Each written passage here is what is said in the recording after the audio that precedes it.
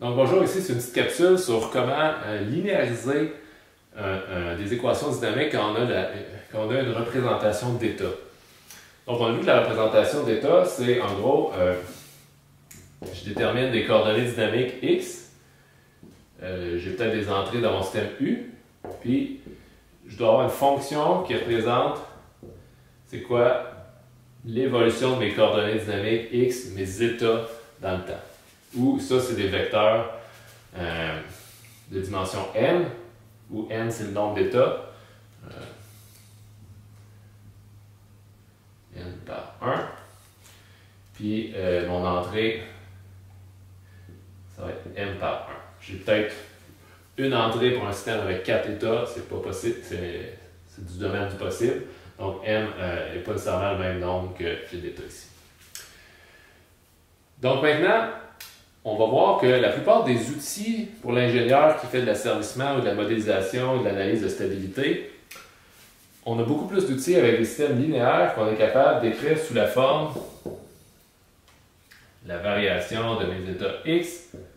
C'est une matrice fois mon vecteur d'état plus une autre matrice fois mon vecteur u. Quels outils on peut avoir avec ça? On va voir la notion de pôle, les mêmes pôles qu'on avait pour les fonctions de transfert, on peut les calculer avec notre matrice A ici. Toutes les notions de stabilité, toutes les analyses de performance qu'on pourrait faire, c'est beaucoup plus facile avec une représentation linéaire. Mais aussi, tous mes outils pour générer des voies de contrôle, donc on va parler de LQR un peu plus tard, faire des fils de Kalman. La plupart de mes outils numériques, mes mathématiques, doivent travailler avec des trucs qui sont linéaires. Donc souvent, qu'est-ce qu'on va faire, c'est qu'on va approximer notre système non linéaire initialement par un système linéaire. Donc la capsule aujourd'hui, c'est ça, on va parler de comment passer de ça à ça. Et l'idée de base, ben, c'est, on a déjà parlé un peu de linéarisation, c'est comme une expansion de Taylor qu'on arrête à l'ordre 1. Donc ici, on va juste faire la version de l'expansion de Taylor avec un système vectoriel. C'est la seule différence. Donc ici, on va vouloir approximer que la dérivée de mes états, c'est égal à, on va faire l'expansion de Taylor, mais juste avant ça, on va introduire une variable que je vais mettre une ligne au-dessus qui représente un point nominal. Donc je peux séparer ma variable totale en un point nominal puis une déviation par rapport à ce point nominal-là. Ici, ça va être la variable point.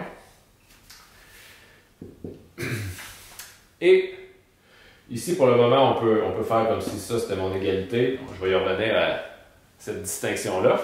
Et maintenant, faisons notre expansion de Taylor. Donc, le premier terme dans mon expansion de Taylor, c'est la fonction comme telle,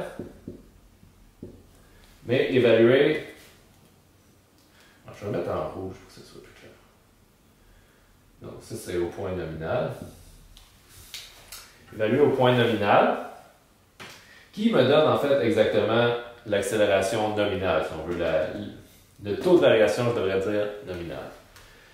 Plus mes termes d'ordre 1, je vais devoir différencier par rapport à mes variables impliquées. Puis ici, ça, on va le faire sous forme vectorielle. Je vais dériver par rapport à ma première entrée vectorielle x et je vais l'évaluer ça à xu nominal et faire fois une petite variation de x, un delta x, plus, même chose, prendre une dérivée partielle de f, ma fonction, par rapport à maintenant u, qui est la deuxième entrée. Encore une fois, évaluer un point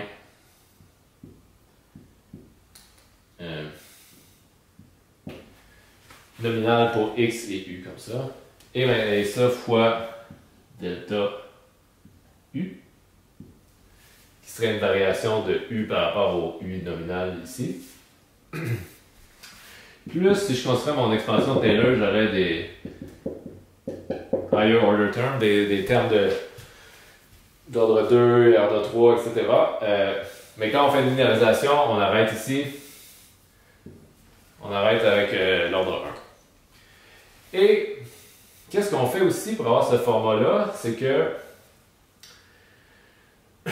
qu'est-ce qu'on va approximer? En fait, ce ne sera pas le taux de variation total, c'est qu'on va juste approximer, vu que ça, c'est égal à ça.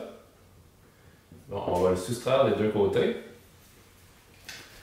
Puis, on trouve ici une approximation toute en delta autour d'un point nominal. Donc, dans le fond, mon approximation que je veux travailler avec, c'est la variation de mon taux de variation de mes états dans le temps autour d'un point nominal. C'est égal à df sur dx point fois delta x plus, ça c'est juste le terme que je réécris ici, plus df sur delta u fois delta u. Ces matrices-là, je vais les réécrire ici juste pour que ça soit bien explicite. Ceux-là, on va les calculer autour à mon point nominal. On va faire des dérivés partiels évalués à un point nominal. Et c'est ça, dans le fond, qui forme mes matrices ici. Donc ça, df sur dx, c'est ma matrice A. df sur du, c'est ma matrice B.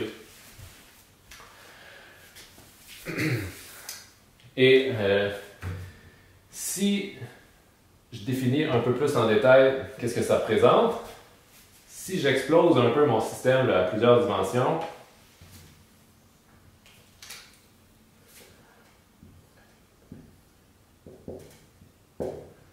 dans le fond, pour chacune de mes lignes, je peux voir comme si ma première ligne de mon équation, c'est une fonction non linéaire 1 qui calcule le premier élément de mon vecteur à gauche ici, qui dépend de x1 jusqu'à xn et de u1 jusqu'à potentiellement um ici. Et ici, j'ai f2 qui dépend de la même chose, etc. comme ça, jusqu'à xn. Fait que chacun de mes éléments de ma matrice, dans le fond, c'est je prends les dérivés de mes f en fonction de mes différentes variables. Et l'élément, pour ma matrice A, l'élément A, I, J, c'est dans le fond, c'est, je vais l'écrire un peu plus loin. On va l'écrire ici. A, I, J, dans le fond, c'est, qui est ce truc-là, c'est la dérivée de F, I. Donc, si je regarde les éléments de la première ligne de ma matrice, sur ma matrice A, ça va être, je vais tout le temps dériver F1, mais pour chacun de mes colonnes, ça va être par rapport à le différent X, par rapport à dx, J. Et pour B, c'est la même chose. B de I, J, c'est la dérivée de ma fonction I par rapport à d, U, J. Fait que le premier élément de ma matrice, c'est F1 dérivé par rapport à X1. Deuxième élément de matrice, c'est F1 par rapport à X2, etc. Puis ensuite, on change de ligne. La deuxième ligne de ma matrice, c'est F2 par rapport à X1, F2 par rapport à X2, etc. Comme ça, on bâtit nos matrices. Puis la matrice B, c'est par rapport au U, puis la matrice A, c'est par rapport au X. Donc, ici, vous avez une recette de cuisine pour appliquer une méthode de linéarisation. Si vous appliquez cette recette de cuisine-là, vous avez juste besoin de faire des dérivés partiels pour automatiquement linéariser votre système. Petit point à noter, spécifique au cas d'un système dynamique. Qu'est-ce qui arrive si on veut reconstruire, dans le fond, la dynamique de mon système, on ne veut pas vraiment un delta de taux de variation, on veut vraiment approximer le vrai taux de variation de mes états. Mais qu'est-ce qui arrive, c'est qu'on va souvent linéariser autour notre point nominal. Ça va être un point à l'équilibre. Ça veut dire que